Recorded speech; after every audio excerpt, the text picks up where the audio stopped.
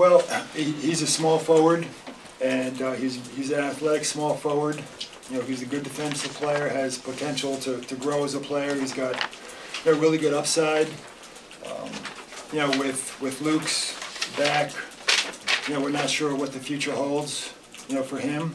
You know, he struggled this year, and, you know, to his credit, came back and was available during the playoffs, but he really struggled.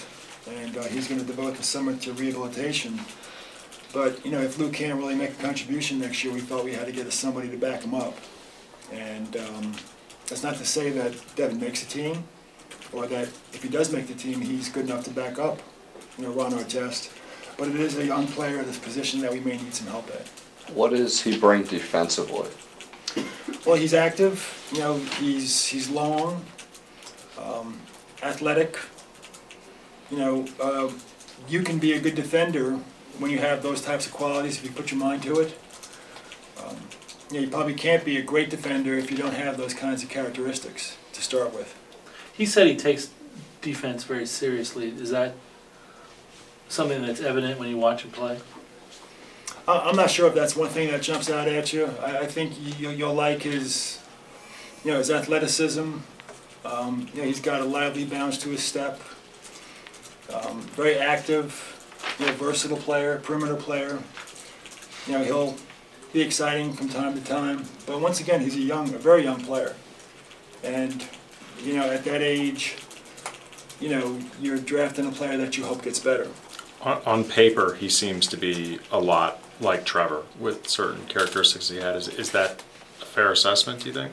Yeah, and in fact, somebody else upstairs said that. I'm not sure, you know, if it was one of the scouts or, you know, somebody else that was wandering through the office, but it wasn't the first time I heard it. You know, they're similar in a lot of ways. I think Devin may be, you know, might be taller, but they might be the same size, very similar. I think Devin may be able to shoot the ball a little bit better than Trevor did when he came out of college. And Trevor, when he was with us, got to the point where he can shoot the ball really well. And he worked at his game. So if I had to pick one, you know, dramatic difference, I would say that Devin is more rounded, you know, maybe a better offensive player than Devin was coming out of college. When Devin came out of college, he's primarily, you know, Trevor, primarily a defensive player. And he worked at his game 2 or 3 years, and he got to the point where, you know, he could make a shot, and he was good at it. I think Devin is probably more rounded right now. Some reports indicate he had some off-court issues with teammates. Was that a concern at all? We looked into, you know, his background, you know, at the University of West Virginia, and a lot of players, young players in particular, go through times when, you know, they have to work on their character a little bit without going into great detail. But once again, he's a young player, and he's a talented player. A player we got to know. We interviewed him, you know, so we do know him. And at 43, you know, you're looking to draft NBA talent. Do you guys like the idea that he grew up knowing Lamar, knowing Ron, you know, that maybe a support system already built in? It's probably not a bad thing. You know, that was something that came up during the interview. And then a month ago, when we got back from, I guess, Chicago pre-draft camp, I talked to, you know, Ron about it, and he said, yeah, I know the kid, he's a young kid, and, you know, kind of looked up to him a little bit. So, more so than Lamar and Ron, I think a young player being on a veteran team with the character that we have on this team, you know, with Powell, Derek, Kobe, and Lamar, you know, for beginners, I think that's a strong group, you know, for a young player that's developing to be around. Did you work him out? Or just have the interview? The interview was in Chicago this year. So, but he's, you know, we've seen him play many times. He was in Chicago Skills, he was in Minnesota Workouts, so we're very familiar with him. Mitch Kupchak had the transfer year where he sat out and then had a better junior year at UTEP. Right. I suppose what were your general thoughts on him and him being available at 58? Well, once again, he's a player that we didn't think would be available. We had him going a little bit earlier in the draft, and we felt we had a choice between 2 or 3 players that were still standing on the board. A lot depends on your team's makeup and who you draft at 43.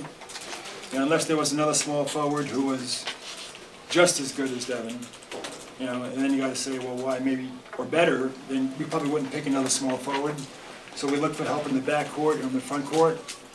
And of the 2 or 3 guys that were on the board, we felt most comfortable with him. And you basically had, what, 45 seconds to make that decision? 2 minutes in the Well, we got second? to the point where there were 3 guys that we were comfortable with. So we knew in advance that we were going to get one of the 3, and we didn't know which one of the 3. So you actually had more time than you think to talk about it. And once again, a young player who struggled at Louisville, made a decision to transfer. Got into great shape, much better shape. He still has to work on his conditioning, but he's lively, and he can shoot the ball a little bit as well with some range, predominantly 12 to 15 feet. Good rebounder. Listed at 6'9½". That's probably a little generous. But for a team that's with our roster makeup, in other words, we haven't really added a young player in a while, and we've got a lot of free agents this year. So you're actually looking for a guy or 2 that hopefully can make your team and give you something young to go with going forward. So we're hoping one or both of those guys can do that. Mitch, explain again how the second round works as far as signing guys. First round guys are slotted into contracts basically by number in the draft. How do you do? Second round's not that way. Is that accurate? Yeah, second round, everybody gets paid the same. Unless you use one of your exceptions Right.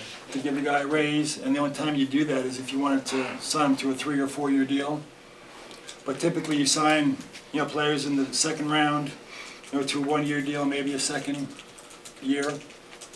So I think the first year is about 470, and then the second year in a deal might jump up to 800. But whether you're drafted 31 or 60, it's the same. Right. And the only way to get above that number is to use one of your exceptions. So is it must be appealing to say lose one of your free agents, sign one of your picks, and then be able to trim your payroll for next season. Get a little lower on. Well, you're going to pick the best player. I mean, the salary difference is not that dramatic. To keep a player that you're not happy with. So you're going to keep you're going to keep the best player. Or if it's a push, you're going to keep the player that's maybe younger and you want to take a look at. But you're not going to keep a player because he makes 470 over a player you like better because he makes 800. I think I was going at it the other way. Right. But yeah, I understand. Mm-hmm. You had said during the exit interview that backcourt was probably the most pressing issue heading into the offseason. Did you guys not feel that there was anyone available to draft either 43rd or below that could make the type of impact? There were 3 players there. 2 of them were front court players and 1 was a backcourt player. Did you think that they would be able to actually make the rotation or make an impact? Like in terms of really trying to just help yourself during the offseason? I mean, statistically, you guys can look at the drafts and, trying to be as optimistic as possible. I think there's a chance that players, drafted in the 40s make your team. It's unlikely that they're in a rotation or make a contribution. Right. It happens, though. And it's even more unlikely that players that are drafted in the 50s, make your team or in the rotation. So, that's not to say that, we don't think one of these guys or both of them can make the team. But if you analyze the draft in the last 10 years and just statistically, that's kind of where it shakes out. So, we hope to have them both playing in the summer league. That's when they'll get their first look. And if they perform well, they'll be invited back, to training camp. Perhaps with a contract that provides for some security.